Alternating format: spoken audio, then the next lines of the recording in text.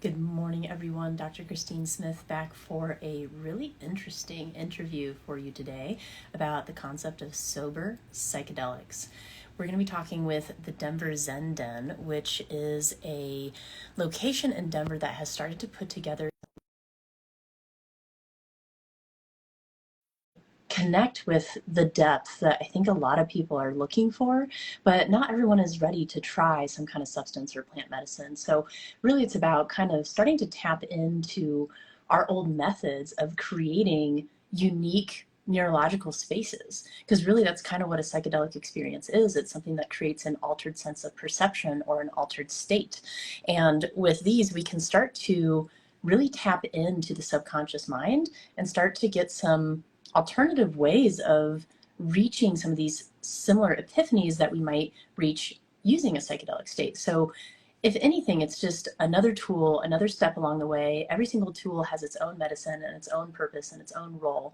But I think when we can start to be curious about what's out there and what our options are, that's really kind of what the recent movement has been about, is just reconnecting to this concept of ceremony and shamanism, and really starting to just reconnect with our roots and our inner selves, and giving ourselves space to have a little bit of processing and a little bit of exploration and adventure within ourselves. So I invited my very good friend Michael Pottern on today, who is the owner of the Zen Den and kind of creator of this experience and new movement, to talk about what he's been seeing and what is relevant. So hello, Michael. Thank you so much for joining me today. How are you? Doing well, doing well. Always a pleasure. Absolutely. No, thanks for being here. And I was just telling everyone a little bit about you and kind of explaining a little bit behind the concept of sober psychedelics, which we're going to dive right into. But I'd love if you could share a little bit about yourself and just how this came to be and how you kind of fell in love with what you're doing, creating these sober psychedelic experiences. Yeah, it's a interesting journey, and I would say that the last 6 years of my life, or actually seven now, have been in the wellness field, in working with different facilitators of all kinds of different backgrounds and lineages. I also am a big TM person myself, and really got to explore where I think sometimes the busyness of the world, is really actually just our perspective and how we're engaging with things. And I believe that using different practices to slow things down, to become more present, is really the kind of key to joy and happiness and all the things that we continue to seek.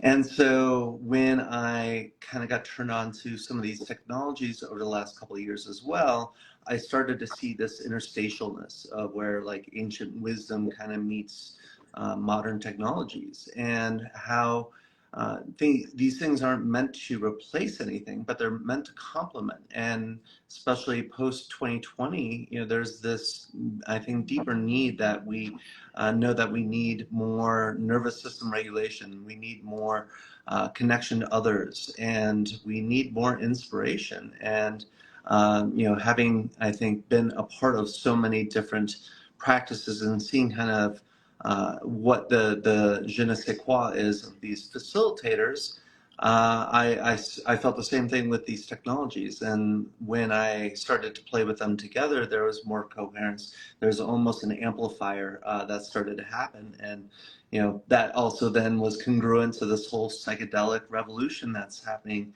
throughout the U.S. and especially here in Colorado.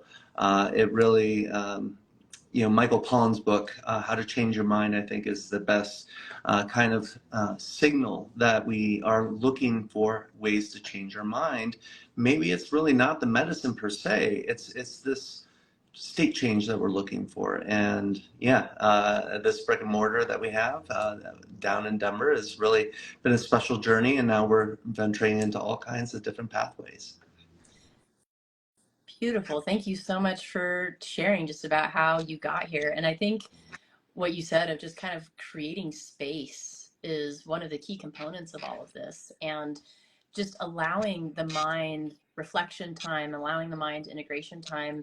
And certainly substances can help us do that, but also we can create those spaces on our own. It's just about making an intention to do it and making space and time to do it and giving yourself internal space to kind of explore and resonate a little bit. So let's just dive into what is probably the top question on everybody's mind is, what is the difference between a psychedelic versus a sober psychedelic experience? Uh, well, obviously, the word sober, I think, kind of sets the stage that it is without any of the usual plant medicines or other accoutrement that some people use. We're working with things like light, sound, vibration, frequency to create these state changes. And the reason that we I think also are attracted to this word sober is for a number of reasons. It's because it's accessible, it's approachable, it's diverse, it has a lot more of that essence that I already pointed to of just what we're desiring and not building our own little isolated worlds, but we're actually looking for that interstitialness, which is kind of like the mycelium network. And then I also think that the word sober is important because we're starting to realize that sober curious lifestyle, it's not just because somebody has an addiction, or it's not just because somebody's moving away from something because of a push away. It's actually a pull forward. They're actually looking to make these changes because it improves their relationships. It helps them achieve more of what they're desiring, and it just helps them be more present. And to me, that's where really joy lays. It's in that being present and really not thinking into the future or into the past, just seeing where this river takes us. Absolutely.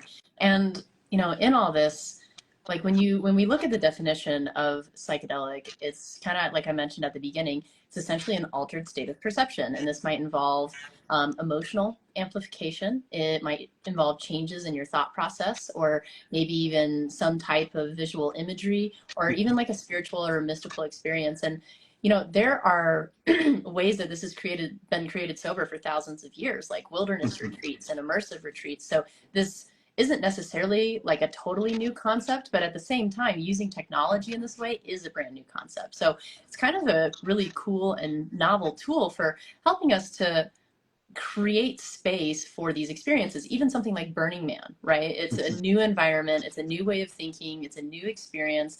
And even immersive experiences like Meow Wolf, it's an immersive art experience. And when you walk in, you're so overwhelmed by all the novelty that all of your old patterns kind of drop away. And it's almost like you're in a new world and in a new version of yourself.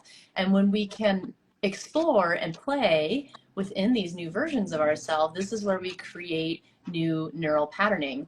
And I think it can be really, really beneficial, because if we can get to these states, or even with the way that you guys are approaching it, and I'm sure we'll dive into this later, it's really kind of changing the brainwave state that your brain is in using these sensory inputs. And when we start to change the state the brain is in, it's almost like having a meditative state induced through sensory input or physical sensation. And then this is really our brain's programming state. And when we're in the programming state, we can start to really put in or take out whatever kind of patterns we want to have. And I know you guys have done a really good job of creating a little bit of an entry, let's just call it a ceremony, like a little bit of an entry ceremony where you're really thinking about your intention, and you're thinking about what you want to get out of the experience, and then also following up with some integration support afterwards, whether it's just in the appointment or even through the other platform that you use for education. I'd love if you could talk a little bit about that. Sure. Well, the part that I really lit up for me with your share is also that sober component. We're not saying that we're for or against anything. We actually definitely approve of and are complementary to the psychedelic movements. I first and foremost like to say that just because it is really a choose your own adventure in this. But I think we can have a yes and. And I think that actually getting clear on when am I using these tools for specific things. And that word sober usually lends itself to being more integrative. If we're more present, we're more very much in that awake state with that subconscious. There's a beautiful place that can create pattern shifts and perspective shifts.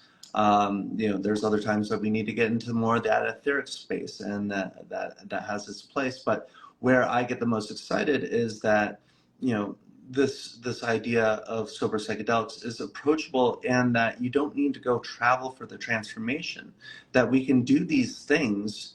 James Clear wrote this, amazing book, all about habits, and it's very much about, set and setting, just like psychedelics. Where are we developing these patterns and these habits is going to be reflective. So sometimes when we are going off into these other countries and other continents, we're not in the normal day-to-day stressors.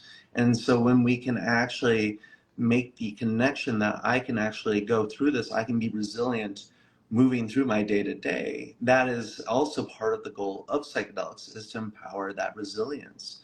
And then you also just kind of touched into ceremony. And to me, ceremony can be everywhere. It can be, with the dinner and, the blessing, and the more that you get into it, empowering the microbes of the food to actually be receptive with that, energy that, the water experiment and all these things are showing us. So to me, we're really just setting the container for even the experience that we do here at the Zen Den, which is priming the thoughts. What is it that I'm wanting to call forward? It's also putting that into present tense, so that it is as if Joe Dispenza is doing some great work on what's the neuro-linguistic programming that's going into this. And then also with the integration, how am I going to be dipping back into this this perspective? Because that to me is really where the juice is. It's, yes, the experience, but it's how are we feeling that flavor again and again and again. And that to me is just the palette of all of this. We just taste these things in different ways, and the more I taste something in different ways, it actually gives me a fuller profile of that flavor, and then I'm like, oh, that's that. And then I can pick up that flavor in breath work, and any other place can actually be in that same energetic line. That was beautifully stated.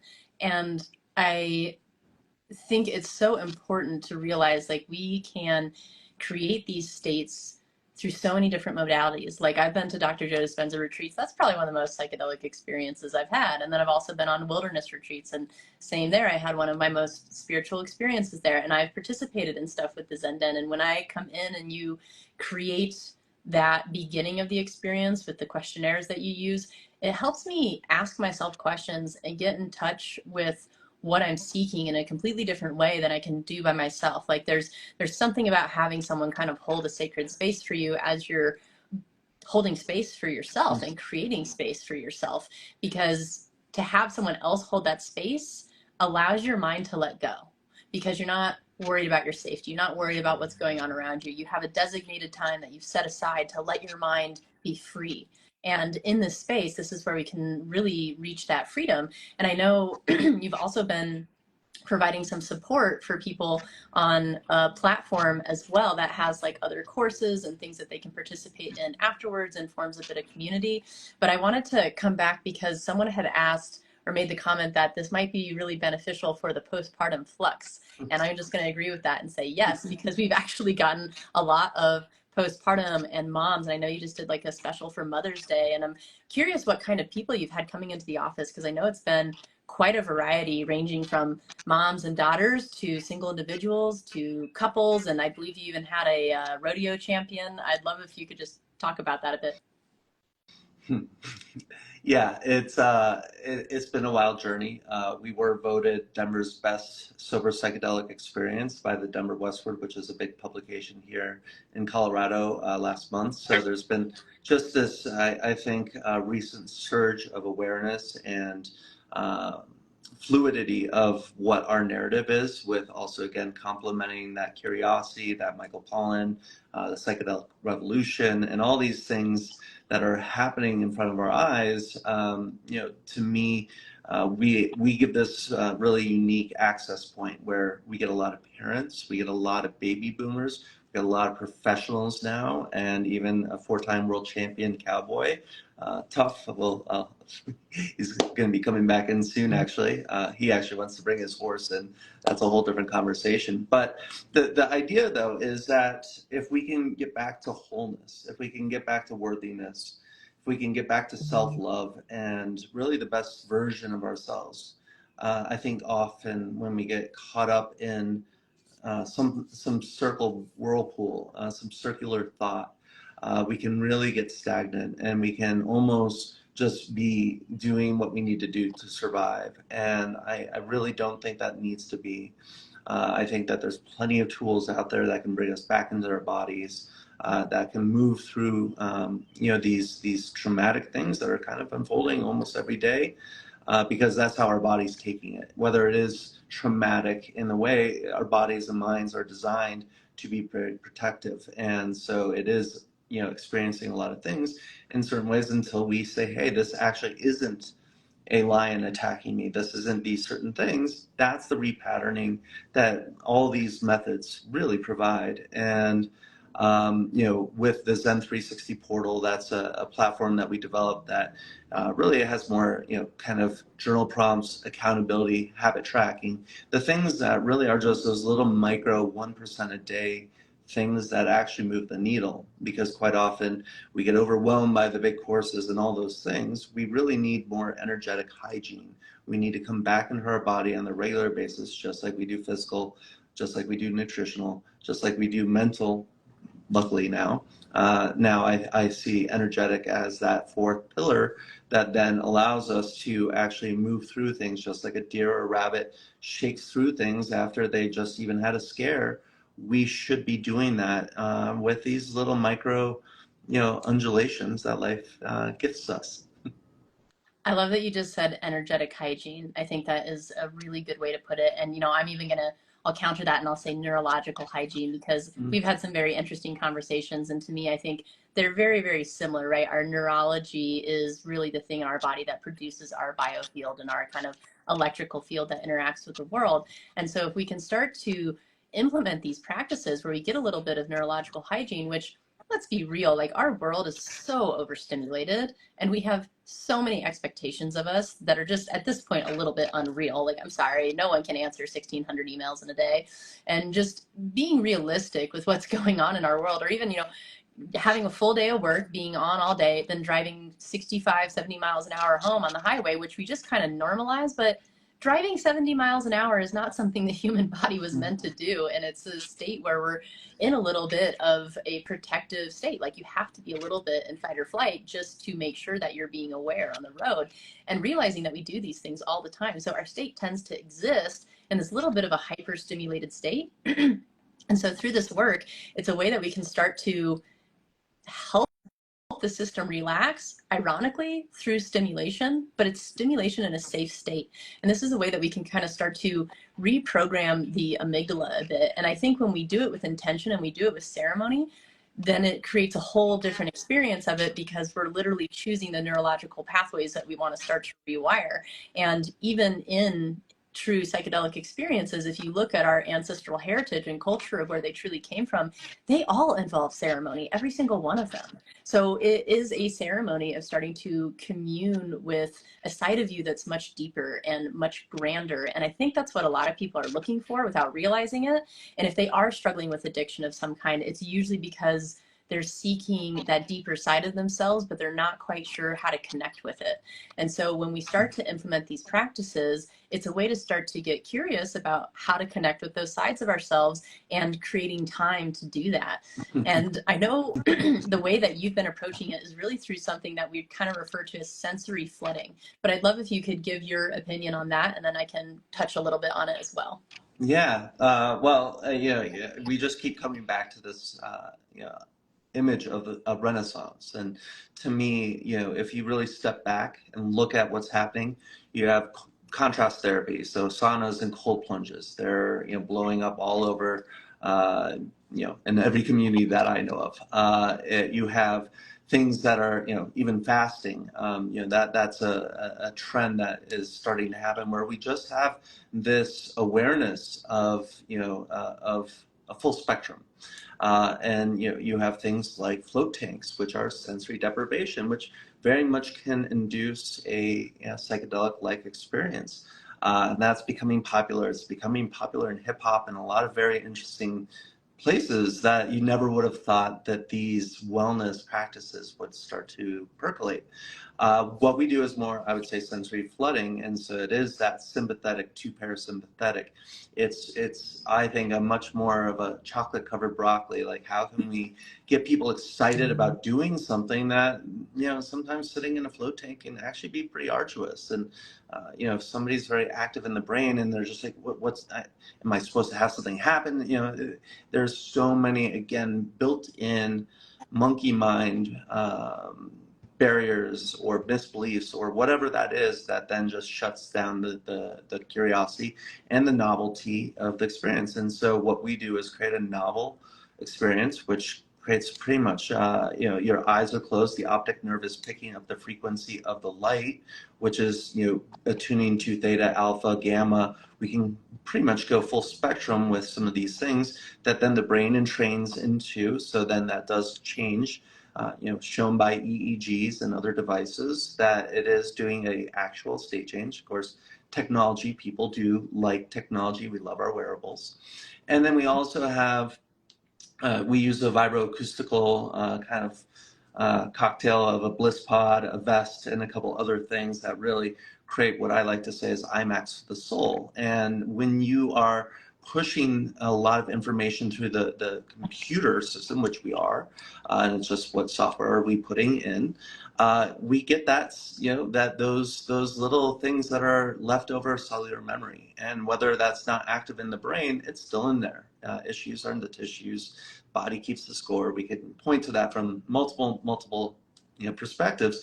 But for me, if we just take the analogy of a defrag of a computer, we just need to clean out and reset that system, and it will actually reboot with the proper information that was already loaded with. And we've, of course, some things have gone dormant, so those need to have a kickstart.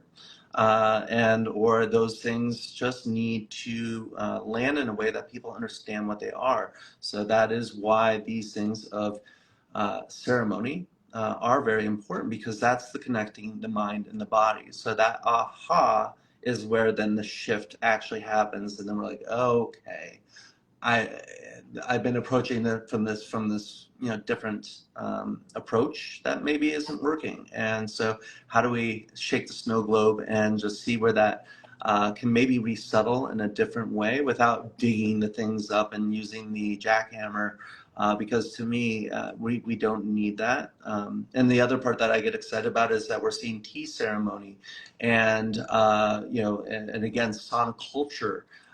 These things are starting to merge that are bringing people together in that coherent state. And that's what we're also doing with the sensory flooding, is when you're also doing these things with groups, there's a coherence that forms, and there's actually another amplifier or a just kind of accelerator, we'll say, of our connection to ourselves and our ability to have empathy, compassion, and those are things that actually leaders are very much needing. And it's just a beautiful way that we get to almost pull forward versus push away. And I think of this very much almost like a neurological discharge. And when we start to talk about frequency medicine, like you had mentioned Emoto's water experiments earlier, for anyone who's not familiar with those, it's the concept that the intention and the words that you use actually have a vibrational frequency, and those frequencies can change the molecular structure of water. We are mostly water. Our body is mostly water. So if we start to have these intentions and then we send literal vibrations through the system, it starts to change the crystalline structure of a variety of things in our body. And I find this fascinating because if we can start to change our own vibration, then we start to come into what you just mentioned, more coherence. And coherence is the idea of something being like a very clear signal rather than static, right? So if we are operating in like a beta brain state and we're just kind of overwhelmed, or we have a lot going on and our mind is going a bunch of different places and we're not very grounded, that's kind of an incoherent state. versus when we meditate and we come down and we focus on a singular frequency, we come into much more of a coherent state. So we can kind of induce this with vibration, which is what you guys are doing. And so really it's essentially a bit of frequency medicine as well. And one of the reasons that we got so interested when you started doing this together and talking about this is because I have for many years done a bit of a trauma release technique that is all like touch based. And it's about like the different types of sensation that the body brings in. And that's called associative awareness technique. And with this, it is creating a new association and a new awareness in the brain. And EMDR kind of works in like a similar way. So a lot of these techniques all work and have similar goals, even if the tools are slightly different. But the idea, especially in what you're doing with sensory flooding or like what AAT does, is it is basically creating so much novel input for the body that the brain gets so interested, because our sensory input will always override everything else because it's important. It's how our body interprets the environment and knows what's safe and what's not safe. And so if we're getting sensory input, it's going to light up the brain. And for those people where you're like, I could never sit in a sensory deprivation tank, my monkey mind goes crazy, this is great. This is for you, right? Because it gives your brain something to do. Our brains are neuroplastic and they tend to exist in a state that they like to be in. So if you are a pretty stimulated person in your environment and you're always doing all the things, your brain is going to be in one of those states where it always likes to be stimulated and doing all of the things. That's why meditation is hard for you. But if we can give it something where it is stimulated, but it's stimulated in a way where you're not focusing on all your problems or everything that might go wrong or thinking about stuff from the past, and you're just entirely present, but with all this stimulation, now we start to enter a bit of a programming state.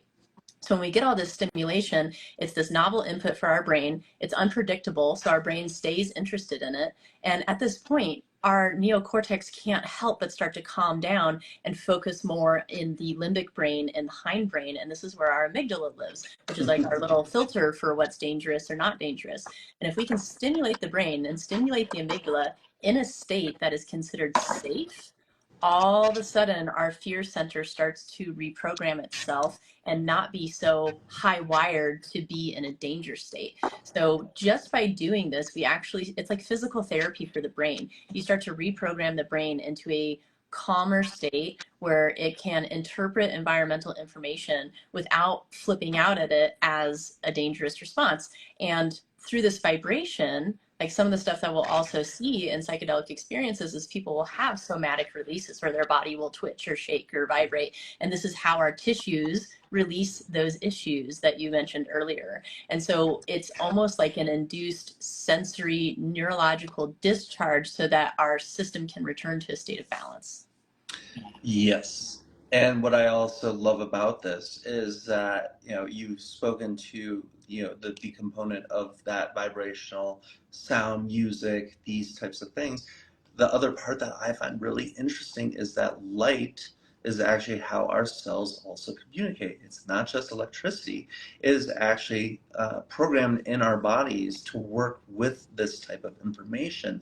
So Called just like flickering light. photobiomodulation for anyone who's interested.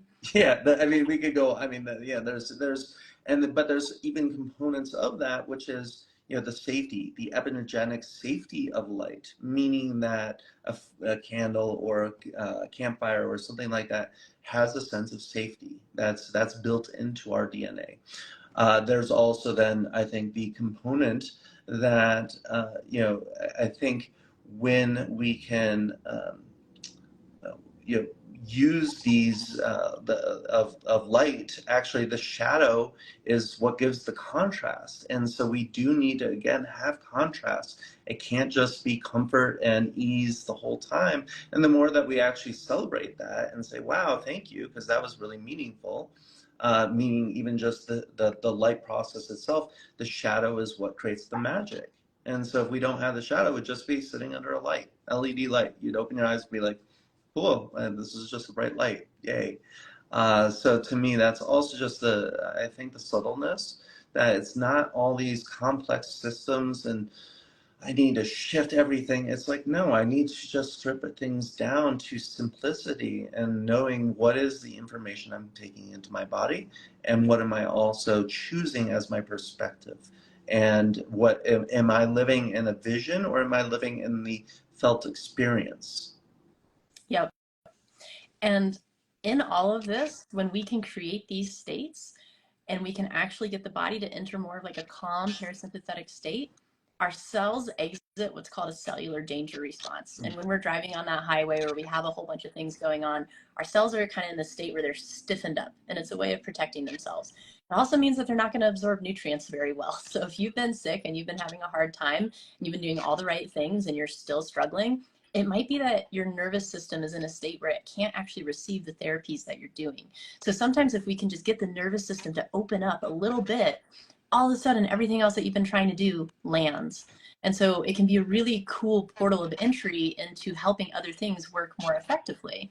And this essentially lets us enter a little bit more of a flow state. And I know if there's anything I've learned from my own healing and from working with a ton of clients, it's that healing our trauma often has way less to do with the story than we think, and a lot more to do with remembering the states of being that our traumatic story made us forget, which is like how to be present and how to be happy and how to be calm and how to be quiet within ourselves. And this is a chance to create that experience so that your brain can remember what it's like so that you can practice it later. And then that's the benefit of the online community and education that you have, is people can continue participating and practicing these states of mind, because it's rarely like one experience that's going to solve all of your issues. It's usually one experience that opens a door to a number of tools that you can then apply on a regular basis that helps you reintegrate to a state of being that you actually want to be in, because it's training. You have to train your nervous system and train your brain to exist in the state of mind that you want to live your life in.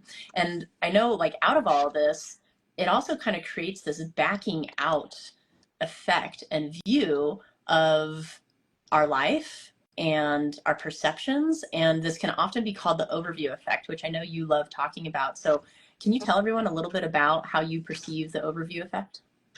Well, the overview effect is a phenomenon coined by one of my favorite people, Frank White, back in the 70s. And it was this concept that when astronauts went into outer space and they looked back at the pale blue dot, something shifted in them. They saw the atmosphere, they saw the interconnectedness.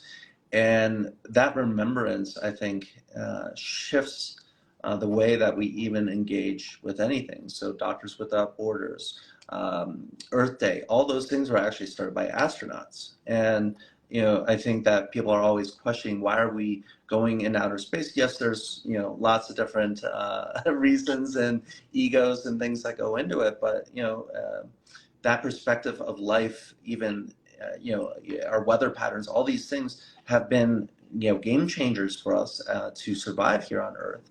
And so I think it's very important for us to just kind of be more curious about all this exploration that's starting to happen. But what I love is that this overview effect theme is now being discussed on a very regular basis of how can we actually create those experiences here on Earth? How can we create those perspective shifts? Of course, now we're back to that word psychedelic. That is, pretty much the definition is, how do we create a state change that can change us in our perspective, our emotion, and our just our knowingness of ourselves, and that to me is, of course, that eternal question that mankind has always sat with. And this to me is a very beautiful, almost meditative exploration that you can go into through meditation. You can go into it with even just the concept of awe, and it's just being aware, waiting, and then exhaling with each breath, because it really is tying everything into the breath. Is the other little hacker trick that hopefully most people know, because I know when I first heard about breath work, I was like, well, I know how to breathe. And so when I say hacker, to me, it's being aware of the tools that we have and using them in really unique ways that actually benefit and propel us forward. Hacker, I've been a hacker since 10 years old, and I love that my life now gets to be a marriage and a weaving of so many parts of myself. And that's the other part that I think, when we step back, where is success? Where are we finding joy? And it's definitely not from accumulating more. Yes, there's some value in some of these things, but at the same time, if we're not coming into that oomph, that deep yes, or that deep no. Those are the things that we need to, I think, really reignite and re-stoke every so often, if not daily, because that is what will be our best Sherpa for this very unique trek. Most definitely. And, out of all of this, if we come all the way back to the beginning, I think one of the biggest questions is, what are people seeking? And I think like when people are trying to find that deeper part of themselves, and this can even lead into like why so many people might be struggling with some kind of addiction issue or a drinking issue or any of these things. It's like you're seeking something to help your mind calm down, be present, not be thinking about all your problems, and just be able to be a little bit more lighthearted and feel like this weight has lifted, and maybe get almost like this backing out effect where all of a sudden you're not stuck in the story and stuck in the emotion, but you're able to just kind of see everything for what it is. And that to me is another component of the overview effect, right? It's this backing out where you just get to see everything from a completely different angle, and you get to let your mind calm and be present. And so like imagine if, instead of going and getting a drink after work, you popped by the Zen Den on your way home, got your nervous system regulated, and then went home to your family. Like how differently would you show up from your family for your family rather than showing up, 2 drinks deep? It's a really different thing, and it's something that is accessible and available and becoming more prevalent. And I know you're starting to train other practitioners in doing this now, so it'll be more widespread. So if anything, I just wanted people to know about this, which is why I wanted to bring him on, because we forget all of the tools that we have at our disposal that are completely natural, that have technically been around for thousands of years. We've just forgotten them because we get locked up in what we think we're supposed to do in society. So like we talk a lot about just, we want to help you get curious about what's out there, and knowing that different tools have different magic, and sometimes you use one tool one day and a different tool another day, but this is just one more tool that's available to you. So if anyone was interested in working with you, like what kind of people have you been working with, and how would they best reach out to you? Well, I just love what I think we're tapping into, which is, the ahas are great, but if we're not integrating them and we're not, actually creating the foundation for the ahas to be realized, then that's what they are. There's just these little, fluttering things that, yeah, come in one ear and out the other. And, or, Rick Rubin, I think, talks about this very well in his newest book, that just really speaks to that this is, an art engagement with life and with consciousness. It's not just our own little minds that are creating. Our minds aren't creating. We're tapping into something bigger. So just really love that, because I feel, again, there's just a lot more ease there.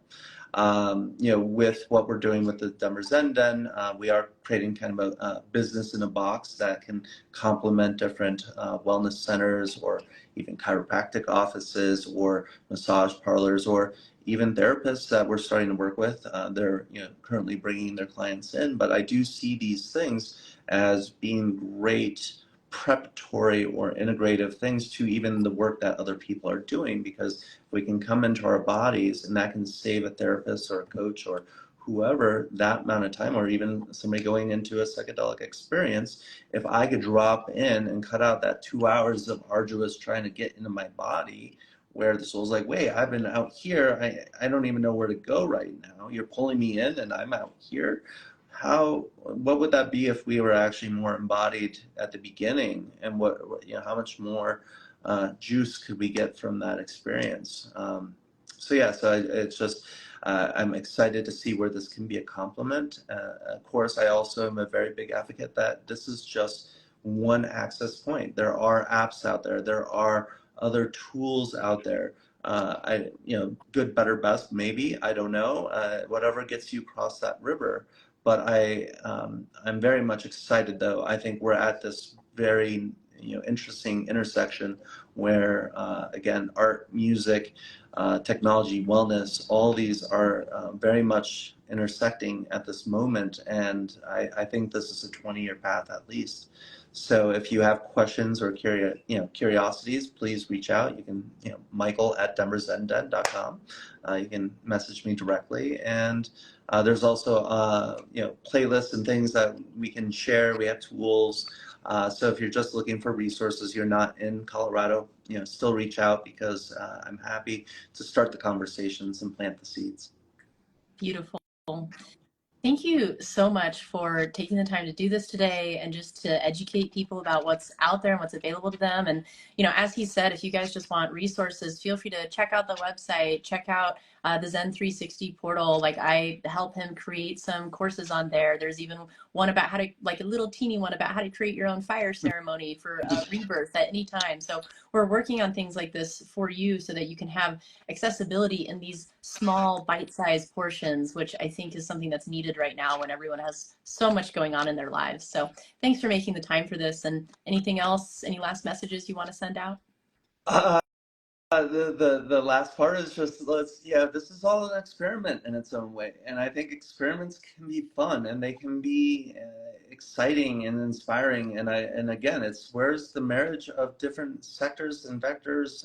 So please reach out. You've connected me recently to people that are looking to bring very different technology that they're like, maybe this could be applied, or what if we use these sound frequencies? We're working with a wellness record label that's doing Dolby Atmos. We're also working with another record label that's doing DSD audio, which is true analog audio. I mean, to me, there's going to be a little bit of all these narratives, and I think the artistry is the maestroing, and we want to help people be better conductors with the business that they run for themselves or for others. Beautiful. Thank you so much. And, for anyone who's interested, comment below, ask us questions. We can always do another one of these. We're here for you. Reach out to us if you have any questions, but hope you found this intriguing. Please share it with someone that you think might benefit. And thanks for tuning in. Have a sinful day.